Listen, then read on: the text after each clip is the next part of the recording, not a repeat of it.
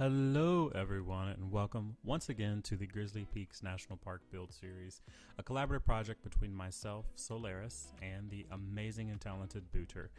So, as you know, we were working on the Ticket Plaza toll booth contraption in our last part 1 video.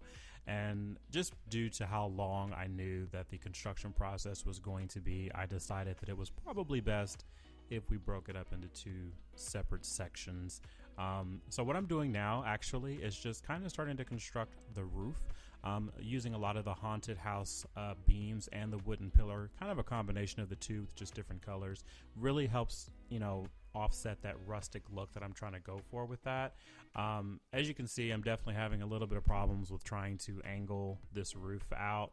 I just wanted to do something a little bit different, and I think from what I had originally wanted to do with this park being based off of Yellowstone National Park here in the States, is that I kind of wanted to just, I guess, go for a more Nordic vibe, I guess you can say, or a combination thereof. And so that's kind of what I decided to do with tilting the roofs forwards and backwards, as you'll see, at a 15-degree angle. And I think I'm just kind of, I'm just going to go with that form, just because I think that it's probably the best way to execute what I'm trying to do with this toll plaza.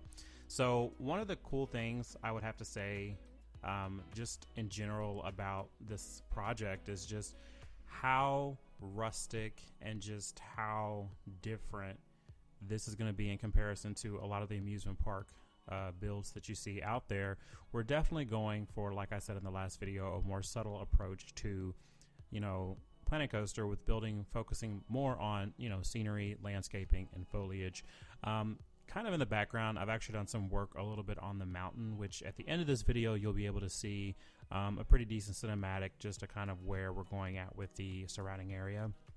This is also the Alpine scenario, so you'll see automatically in the background there's beautiful mountains, and we're just going to add to that in the actual park map. Kind of using right here the wooden, the haunted house wood planks. Those are great for roofing, and I think once you start to place each of these pieces, you want to kind of use that advanced control movement and use your axis controllers to kind of navigate with any curved guideline per se or beam that you're trying to follow. I think that's one of the hardest things when it comes to the game, is just trying to navigate. Once you place certain pieces, it kind of throws you off of the regular, like the move axis or the advanced move axis, so you have to go into the world rotation mode. It's a bunch of different confusing things, so you want to make sure that you kind of move pieces accordingly so that you kind of get the best in terms of just getting the easy rotation to get those pieces placed on your roofing, or for any building for that matter. One of the really challenging problems I had here was at the edge. You'll see just getting those pieces to not come through on the other side of that wooden beam. One of the quick fixes that I decided to do for this is to actually double up on my ridge for that roof, which you'll see shortly. And just that also kind of hides a lot of those, wooden pieces kind of sticking out. I just think that really does, wonders for trying to, hide pieces, and just, I don't know, just trying to make a little bit more, even and symmetrical and just a clean look to it. With that being said, funny enough, I said clean look, but we're also doing a rustic look. So, there's a way to, a tactful way to, do the rustic thing. So definitely, if you have anything that you need to hide or anything, use more pieces. You can never have too many pieces. Well, you can, but so once everything is kind of over and done with one, you can just slide the rest on over, of course. You want to make sure that you kind of stay even and symmetrical with the first one, so that it's really easy for you to, copy over what you need to copy, duplicate it however you need to duplicate it. And it's just a real simple, easy, trick on just navigating, like, okay, this is what I need to do to make sure all three, in this case, is 3 lanes, are perfectly even with what I'm trying to achieve here. Right now I'm actually working on that second ridge that I was talking about, just to kind of hide the wood coming through on that back lower ridge. It's just a little, little small shortcut way just to kind of implement a lot of the little hidden things that you have. Try to also, with those being, obviously rectangular prisms, you want to make sure that you line them up the best way you possibly can. One of the easiest tips for that would be just to, when you are on advanced move mode, use that white dot that you have as the axis focal point and guide yourself along with that from piece to piece. It makes moving objects so much easier, and to make sure that they're connecting the right way, and just overall they have a decent flow to how you're connecting those pieces, especially on curves with rectangular pieces. That's a little more challenging, but just learning and manipulating those moving axes, that really will help you try to get to a better spot or position to allow yourself to line everything up very nicely and neatly.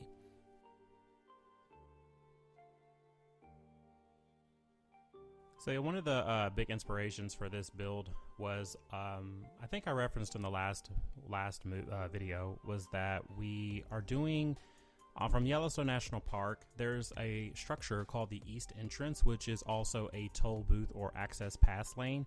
And I liked the way it looked. It was a little bit more blocky than I wanted to do. I still wanted to have a little bit of, character and a little bit more of an architectural, I guess you can say, feng shui, a very nice feng shui, just to kind of achieve this look. So I kind of decided I wasn't going to follow the blockiness of the actual Yellowstone National Park building. I wanted to do this one on just a little bit of a similar scale, but just with my own twist to it, I guess you can say.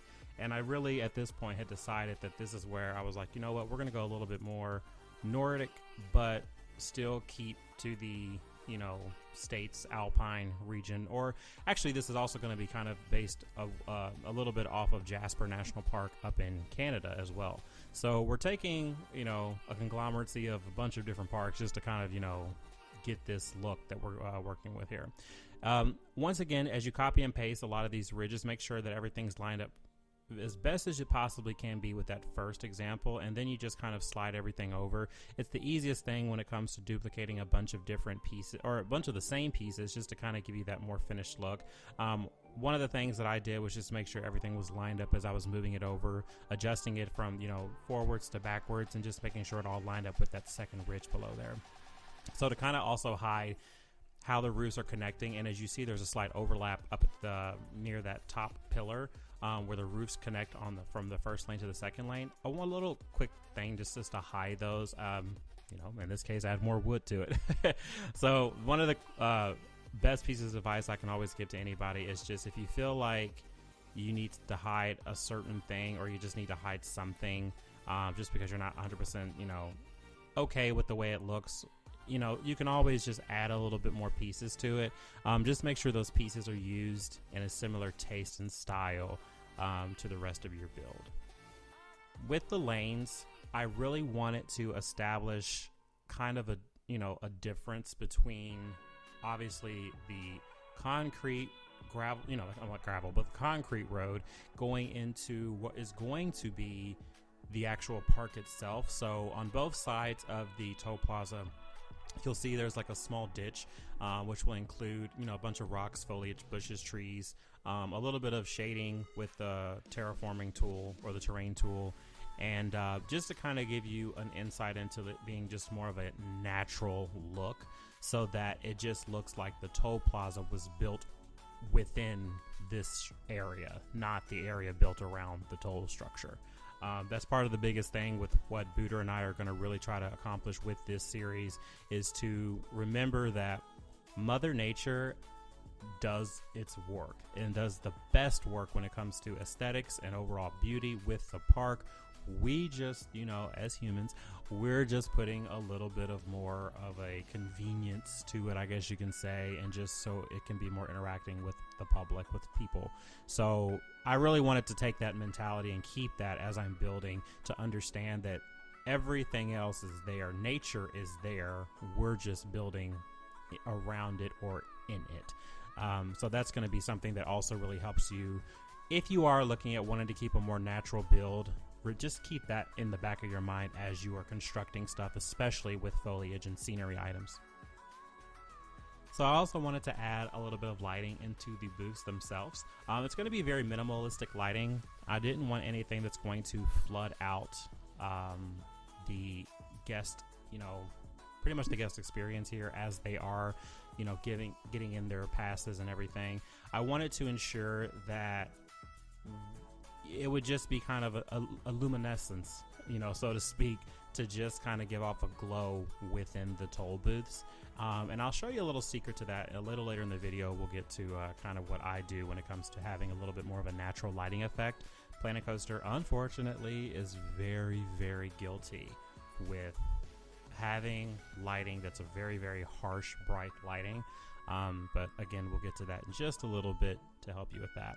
Another thing I do, apart from just looking at more natural lighting, is I also go to the electrical boxes, which are all TMTK items. And what these really do is just add a little bit more of dimension of realism to your park. It just helps increase the amount of details that you have that can sometimes go over, unnoticed or overlooked in regular park builds. Even in Ventura Kingdom, there is a lot of minor details in that until you look at it up close, you wouldn't be able to see just how much, peculiarities and, particulars are actually in that park. So just, one of the side notes is that the smaller the details you add, they're not going to go unnoticed. It's just, it helps kind of get you into a more immersive environment. Once you put this on the Steam Workshop, people get into your park, they'll be able to say, oh my gosh, look at all the details. That really does make or break, I think, a kind of more of a finessed finish to your park. With the Toll Booth Plaza, I'm just adding in a bunch of small, little small TMTK items, such as a little payphone, cones. I did add in those back electrical boxes, a trash can just for, while you're going through the, park service toll, the toll plaza. I can't talk today. That way you can just toss in trash or whatever, what have you. And also adding in a few of the barriers just to kind of have as, just extra backstock for the employees that work there, in case they need to block off a lane. Again, this isn't a functional toll plaza, but it is going to help us achieve kind of the more realistic look that we're trying to go for. Just overall with the way everything's flowing and how you access the park itself, the national park itself. After this, Booter is actually going to be working on the visitor center that we are going to have on the other side of the park. Well, not quite on the other side, but the road from this toll plaza is going to take you directly to that visitor center. So one of the biggest things that I wanted to do is to continue on with the lanes and make sure that we got those lines over on the other side, the exit, if you will, of that toll plaza, to ensure that once you leave your lane, or once you leave the plaza, you still have lanes to follow, because, here in America, everyone's driving's a little off, so you have to kind of give them some guidance, and even then that's still questionable with the lanes. So we're definitely going to try to keep it to the American standard of road rules here, just to also again help with the realistic approach that we're trying to do for the national park here in the States. After I did those road lines, one of the biggest things that I like to do once I get a pretty decent awareness of what this area is going to look like is focus on my lighting. So going into that lighting trick that I tell you, just depending on the amount of lighting that you want, the area lights are really good lighting for any area that you're trying to illuminate, obviously, but I always want to go into a semi yellowish tinge, but then darken it down to the dark parts of that color block, just because it doesn't give you that harsh, really bright, overbloomed, appearance that a lot of people do tend to have when it comes to their parks. This is actually a very short way just to be able to get the area illuminated with a more natural feel to the light. And that's just something that I always have done with my park builds. Obviously, if you're wanting a more brighter look or a more bloomy look, if you will, definitely go full out with that lighting. But I do know that sometimes Planet Coaster lighting, its game lighting, is very, very harsh. So just be wary if you're trying to go for a more natural look. After pretty much the toll plaza itself is done at this point. So what I'm doing now is just going in and just filling in that side area leading into the side ditches there. We're gonna, I'm kind of blending in with the terrain tool with some rock filling, dirt filling, and grass filling. And then I'm also gonna add in a bunch of smaller rocks, some of the bushes, just to give, again, more of that natural look from going, you know, nature is already there. We're just adding, the road was built around it or through it. So we don't want to disrupt the nature that's already been there. We are wanting to just minimally, as small as possible, add our little flair to it so that it's accessible to the population. So again, keep in mind that if you are going to go for any form of an amusement park or a national park like we're doing, or a more scenic area, just ensure that your natural look to it is just going to be, it's not going to be overrun by a lot of, just blank area. You want to put as much nature around as you possibly can, especially in a park scenario.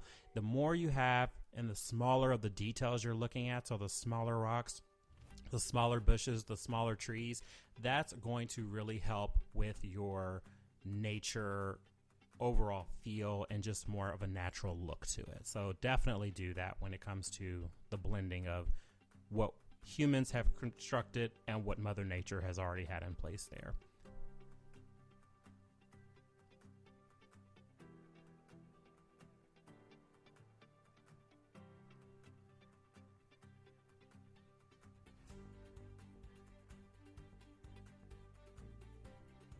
One of the trickiest things that I definitely have noticed with this particular park that I'm doing is just trying to keep the amount of trees and the type of trees very, very natural looking.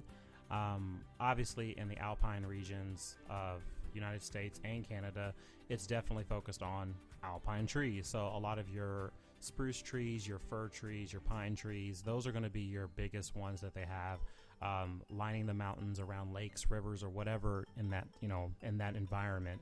So with the game, obviously having very, very limited ability to create a lot of those pine trees and stuff like that. I think the game only has 4 different variations.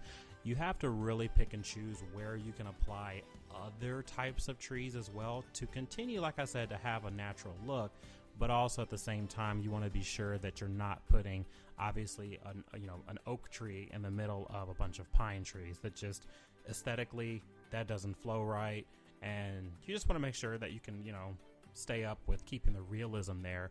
Do a little bit of research when it comes to, what trees are going to grow in the environment that I picked. It never hurts to do a little research or planning for any park. And we're just continuing the road lines from the entrance through the toll plaza themselves. Again, like I said, we're going to be looking at the visitor center next. And hopefully we'll also have a few more mountains and stuff added in. Terrain work in itself is a very big challenge, so I'm hoping to actually get a video or 2 up about that. And again, this is going to be the finished overall look of the toll plaza itself. It's been a great, small little build, nothing too over the top, a little bit more minimal than I'm used to building, but I think it gets the point across, and I really can't say thank you all enough for tuning in and watching. And we will continue on with this Grizzly Peaks National Park build with the visitor center next week, so please stay tuned. And if you haven't already, please subscribe below. If you have any comments or suggestions, please let us know below in the video, and we will see you soon. From here on out, Solaris out.